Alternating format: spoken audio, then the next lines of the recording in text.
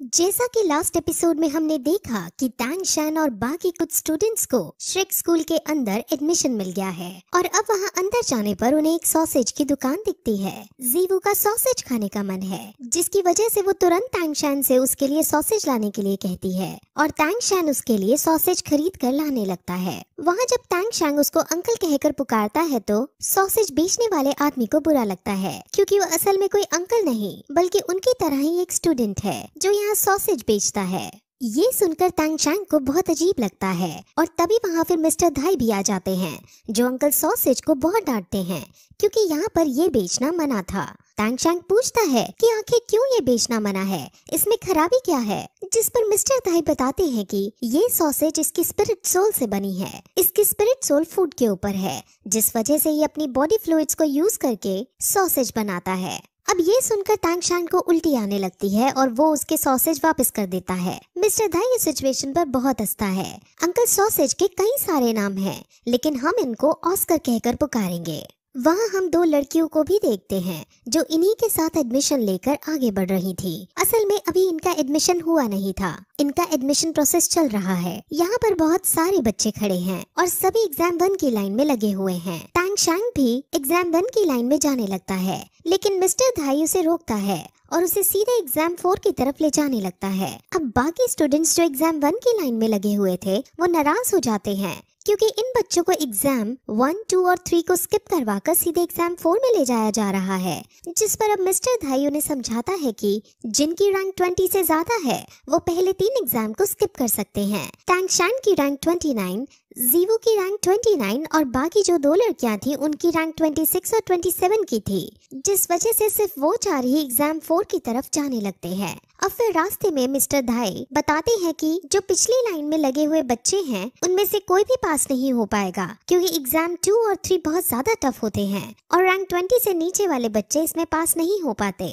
असल में हर साल सिर्फ 2 या 3 बच्चे ही एडमिशन पा पाते हैं और अब तक सिर्फ 42 बच्चे ही स्कूल में पढ़े हैं। अब ये सुनकर उनको अजीब लगता है, क्योंकि आखिर इतना मुश्किल एंट्रेंस रखने से तो स्कूल का ही नुकसान है, क्योंकि उन्हें बच्चों से फीस नहीं मिल पाती। जिस पर मिस्टर धाई कहता है कि यहाँ का हेडमास्टर यानी यहाँ का प्रिंसिपल अपने असूलों का पक्का है। वो चाहे गरीबी में मर जाए, लेकिन वो कमजोर बच्चों को नहीं पढ़ाता। इस स्कूल में बच्चों से ज्यादा तो टीचर्स हैं और यही इस स्कूल की सबसे खास बात है। यहाँ टॉप क्वालिटी की एजुकेशन दी जाती है और इसी वजह से टैंग शैन के टीचर, जिनको सब ग्रैंड मास्टर कहते हैं, उन्होंने श्रेक स्कूल रिकमेंड किया था। असल में यहाँ से ग्रेजुएट होने का यानी यहाँ से डिग्री लेने का बहुत मुश्किल क्राइटेरिया है। यहाँ एडमिशन लेने के बाद अगर तुम्हारी रैंक 40 या उससे ज्यादा है तभी तुम यहाँ से डिग्री पा पाओगे, वरना तुम्हें बिन डिग्री लिए ही भगा दिया जाएगा। इसीलिए अब तक सिर्फ 14 बच्चे ही यहाँ से ग्रेजुएट हो पाए हैं और वो 14 आज की डेट में अपनी अपनी फील्ड में नाम कमा चुके हैं। बाकी बच्चे जो एनरोल हुए थे लेकिन ग्रेजुएट नहीं हो पाए, वो 20 को मारते मारते खुद ही मर गए और उनकी कहानी वहीं खत्म हो गई। अब ये सब सुनकर बच्चे बहुत डर जाते हैं, लेकिन वो कैसे न कैसे करके इस स्कूल में पढ़ना चाहते थे, इसीलिए वो आगे बढ़ते हैं और एग्जाम 4 पर पहुंच जाते हैं। एग्जाम 4 के लिए वहाँ वाइस प्रिंसिपल खड़ा था और वाइस प्रिंसिपल बहुत खतरनाक और एरोगेंट नेचर का था। उसके अंदर दया नाम की कोई चीज नहीं थी। वो उन चारों को देखने के बाद उनसे कहता है कि अगर तुम यहाँ एडमिशन लेना चाहते हो तो तुम चारों एक साथ मुझ पर अटैक करो और मैं तुम पर अटैक करूंगा। अगर तुम जीते तो तुम्हें एडमिशन मिल जाएगा और अगर मैं जीता तो तुम सबको यहाँ से जाना पड़ेगा। इस टीचर का नाम मास्टर जाऊ है और ये 76 रैंक पर है। मिस्टर धाई अब इसके बारे में उन्हें सब बताता है कि ये बहुत शक्तिशाली इंसान है और ये इतना शक्तिशाली है कि अगर उसके सामने 40 सैनिक हथियारों के साथ एक साथ हमला कर दें तब भी इसका कुछ नहीं उखाड़ पाएंगे। इनकी स्पिरिट सोल सुप्रीम पियर की है और क्योंकि ये इतना शक्तिशाली है इन्हें कई लोग अकाला भी कहते हैं। अब अकाल नाम सुनकर सब हैरान हो जाते हैं, क्योंकि उन सभी ने अकाल नाम सुन रखा था और अकाला बहुत ज्यादा शक्तिशाली योद्धा है। अब मिस्टर धाई इनको हराने का तरीका उन्हें बताता है कि स्पीड इनकी कमजोरी है, इसलिए तुम चारों को स्पीड का यूज करते हुए इनको हराना होगा। अब फिर इनको आधा घंटा दिया जाता है, जिसमें उन्हें अपनी प्लानिंग करनी थी कि कैसे ये मास्टर जाओ को हरा सकते हैं। अब वहाँ वो दोनों लड़कियाँ अपना इंट्रोडक्शन देती हैं, जिसमें से जिसने ब्लू कपड़े पहन रखे हैं वो रैंक 26 की है और वो कीबाओ एम्बर की ट्राइब से है। इसकी स्पिरिट सोल एक टूल टाइप की है, जिस वजह से ये लड़की बहुत ज्यादा शक्तिशाली है। अब इसकी पावर का यूज करके वो सब अपनी अपनी स्पीड 30% बढ़ा सकते थे, जिस वजह से सब बहुत खुश होते हैं। इस लड़की का नाम निंग रोंग रोंग है। काले कपड़े वाली लड़की बहुत बहुत शक्तिशाली है और उसका नाम जूजू क्विंग है और उसके स्पिरिट सोल कैट की है। अब तांग शैंग उन सभी का लीडर बनकर उनको पोजीशंस देता है और आधे घंटे हो जाने के बाद वो तांग शैंग के कहे अनुसार उस पर अटैक करने लगते हैं। वो सब बच्चे अपने अपने स्पिरिट सोल का यूज करते हुए और तांग शैंग अपनी स्पिरिट रिंग का यूज करते हुए मिस्टर जाओ पर अटैक करता है, लेकिन मिस्टर जाओ बिना स्पिरिट सोल का यूज किए उन सबको रोक देता है और उन सबको पीटने लगता है। मिस्टर जाओ इन बच्चों को पीट पीट कर बहुत मजे ले रहे होते हैं और बच्चे उनसे हार रहे होते हैं। अब तांग शैंग को गुस्सा आ जाता है और वो अब स्पिरिट रिंग का यूज करते हुए उसे बांधने की कोशिश करता है और उस पर पॉइजन भी छोड़ता है और अब इससे मिस्टर जाओ को थोड़ी दिक्कत होती है, लेकिन अब उसे पता चल जाता है कि उसे इस लड़के से लड़ने में अब बहुत मजा आने वाला है। वो भी अब अपनी स्पिरिट सोल का यूज करता है और उस पर अटैक करता है और उनकी फाइट फिर से होने लगती है, लेकिन इस बार स्पिरिट सोल का यूज करते हुए वो सबको हरा देता है और जीवू को बेहोश कर देता है। अब जीवू को बेहोश देख तांग शैंग को बहुत ज्यादा गुस्सा आ जाता है और वो अब कुछ और ना सोचते हुए सीधे मिस्टर जाओ के पास जाता है और कहता है कि अब ये मैच बंद करो, अब सिर्फ तुम्हारी और मेरी लड़ाई है और हम फिर से शुरू करेंगे। अगर मैं जीता तो तुम्हें एडमिशन देना पड़ेगा।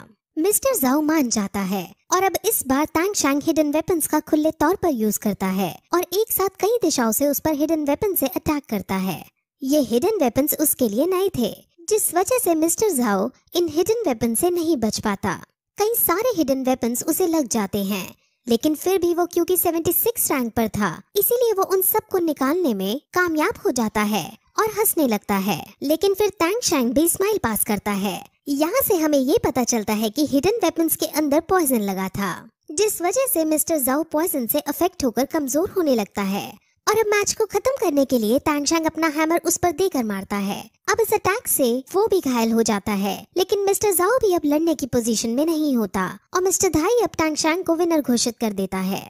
मिस्टर जाओ अब बहुत उदास होता है क्योंकि वो एक 13 साल के बच्चे से हार गया है। अब फिर वहाँ ऑस्कर भी आ जाता है और वो अपनी हीलिंग सॉसेज मिस्टर जाओ को देता है और मिस्टर जाओ अपने एरोगेंट बिहेवियर के साथ वहाँ से दुखी होकर चले जाते हैं। वहीं ऑस्कर जब निंग रोंग रोंग को देखता है तो उसका उस पर दिल आ जाता है और वो उससे फ्लर्ट भी करने की कोशिश करता है, लेकिन मिस्टर धाई लड़कियों को अपने साथ लेकर वहाँ से चला जाता है और इससे ऑस्कर जल भुन जाता है। वहीं रात को मिस्टर जाओ अपने ऑफिस में बैठा होता है और आज के मैच के बारे में ही सोच रहा होता है कि तभी उसे अपने आसपास किसी ताकतवर इंसान के खड़े होने का आभास होता है। वो तुरंत बाहर जंगल में जाकर चेक करता है और वहाँ से अपनी स्पिरिट सोल को बाहर निकालते हुए देखने की कोशिश करता है कि आखिर कौन है जो यहाँ पर बिना पूछे आ गया है। वहाँ तभी एक मास्क मैन आता है और वो अकाला कहकर उसे संबोधित करता है। वो मास्क मैन और कोई नहीं बल्कि तांग शैंग का पिता तांग हाओ है। तांग हाओ के आसपास लाल कलर की रोशनी और एक बड़ा सा हैमर है और तांग हाओ बहुत ज्यादा शक्तिशाली है। इसकी रैंक 90 से भी ज्यादा है और ये बात मास्टर जाओ को पता चल जाती है। असल में तांग हाओ इस टीचर को सजा देने के लिए आया था क्योंकि आज सुबह इसने बच्चों के साथ अच्छा व्यवहार नहीं किया था। मिस्टर जाओ इनके सामने भीगी बिल्ली बन जाता है, लेकिन तांग हाओ बहुत गुस्से में है और वो उसे पीटना चाहता है। तभी वहाँ पर श्रेक स्कूल का डीन भी आ जाता है और वो क्योंकि डीन है इसलिए वो बहुत ज्यादा शक्तिशाली है। वो अपने वाइस प्रिंसिपल को ऐसे पीटता नहीं छोड़ सकता था, लेकिन जब वो सामने तांग हाओ को देखता है तो वो समझ जाता है कि हम दोनों मिलकर भी इसका सामना नहीं कर पाएंगे और अगर मैंने इस लड़ाई में कूदने की कोशिश की तो मैं भी मारा जाऊंगा। यहाँ से अब हमें तांग हाओ की शक्तियों का अच्छे से पता चल जाता है। तांग हाओ की अपनी पूरी एक बैक स्टोरी है जो आपको बहुत शॉक करने वाली है और वो हमें अब आगे पता चलेगी। अब तांग हाओ सीधे उस पर अटैक करने की कोशिश करता है और उसको उसकी ही भाषा में कहता है कि तुम्हारे पास आधा घंटा है और तुम्हें आधे घंटे तक मुझे डिफेंस करना है। आधे घंटे बाद मैं खुद चला जाऊंगा। अब मिस्टर जाओ डरते डरते अपने स्पिरिट सोल का यूज करते हुए उस पर अटैक करता है, लेकिन तांग हाओ बिना स्पिरिट सोल का यूज किए उसके अटैक को रोकता है और उसको पीटता है और तबीयत से पीट लेने के बाद वो उनसे अलविदा लेकर वहाँ से चला जाता है। अब सुबह बेटे ने मिस्टर जाओ को कूट दिया और रात को बाप ने, और अब इस सब से मिस्टर जाओ बहुत ज्यादा दुखी हो जाता है। हालांकि उन्हें ये नहीं पता चला था कि तांग शैंग इसका बेटा है। अब मिस्टर जाओ प्रिंसिपल यानी डीन से बहुत गुस्सा होता है कि आखिर उसने उसे बचाया क्यों नहीं, लेकिन बेचारा प्रिंसिपल खुद उसके सामने नहीं टिक पाता।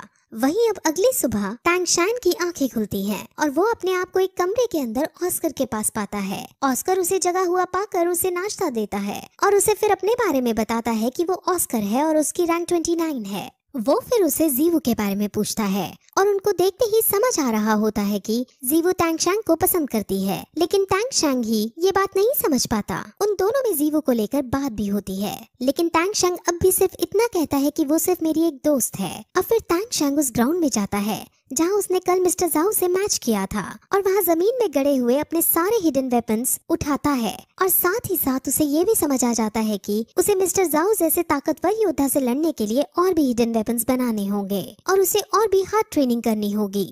अब फिर थोड़ी देर बाद वापस अपने रूम में जाता है और वहाँ वो ऑस्कर को बेड पर लेटे हुए देखता है। वो उसे बाहर ट्रेनिंग पर चलने को कहता है, लेकिन ऑस्कर मना कर देता है और उसे समझाता है कि मेरी सोल स्पिरिट फूड वाली है, जिस वजह से मुझे तुम जैसी हार्ड ट्रेनिंग नहीं करनी है।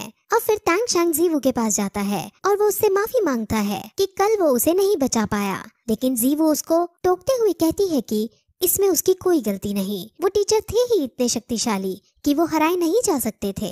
वो दोनों फिर और भी बातें करते हैं और यहाँ के डीन के बारे में सोचते हैं कि आखिर जब वाइस प्रिंसिपल इतना शक्तिशाली है तो प्रिंसिपल कितना शक्तिशाली होगा। अब फिर वो दोनों बाहर घूमने निकलते हैं और उन्हें एक मोटा बच्चा दिखाई देता है जो अपनी गर्लफ्रेंड से लड़ रहा था। उसकी गर्लफ्रेंड उसे ब्रेकअप करना चाहती थी, लेकिन वो जबरदस्ती उसका हाथ पकड़कर उसे अपने पास खींच रहा था। और वहीं जब वो जीवू को देखता है तो वो जीवू के साथ भी फ्लर्टिंग वे में बदतमीजी से बात करने लगता है, जिससे जीवू को गुस्सा आ जाता है और वो तुरंत उसे लड़ने को आगे बढ़ती है। अब वहाँ टैंग शैंग आता है और मोटे लड़के से इस लड़की को छोड़ देने को कहता है, लेकिन मोटा लड़का नहीं मानता। अब टैंग शैंग और मोटा लड़का फाइट शुरू करते हैं और मोटा लड़का टैंग शैंग के हर वार से बच जाता है, यानी मोटा लड़का बहुत शक्तिशाली है। मोटा लड़का फिर अपनी स्पिरिट सोल को यूज करता है जो कि एक बीस्ट टाइप की थी और वो फिनिक्स थी। Phoenix spirit soul beast type में सबसे शक्तिशाली होती है और वो उड़ने के साथ साथ भी फेंक सकती है। अब ये देखकर जीवू और टैंग शैंग बहुत शॉक होते हैं क्योंकि इतने मोटे लड़के के पास इतनी पावरफुल स्पिरिट सोल थी। लेकिन अब टैंग शैंग अपनी भी स्पिरिट सोल का यूज करता है, लेकिन वो उससे बच जाता है क्योंकि टैंग शैंग की स्पिरिट सोल एक प्लांट टाइप की थी और प्लांट हमेशा आग से डरता है, जिस वजह से अब जीवू उससे लड़ने जाती है। हालांकि जीवू पर भी वो भारी पड़ता है, लेकिन जीवू क्योंकि एक लड़की थी जिस वजह से वो उसकी सुंदरता से अट्रैक्ट होकर थोड़ा बहक जाता है और फिर जीवू को उसको हराने का मौका मिल जाता है और वो तुरंत उस पर अटैक करके उसे गिरा देती है। जीवू बहुत खुश होती है, लेकिन मोटा लड़का फिर खड़ा होता है और कहता है कि अब मैं तुम्हें नहीं छोड़ूंगा और फिर इस पॉइंट पर ये एपिसोड खत्म हो जाता है।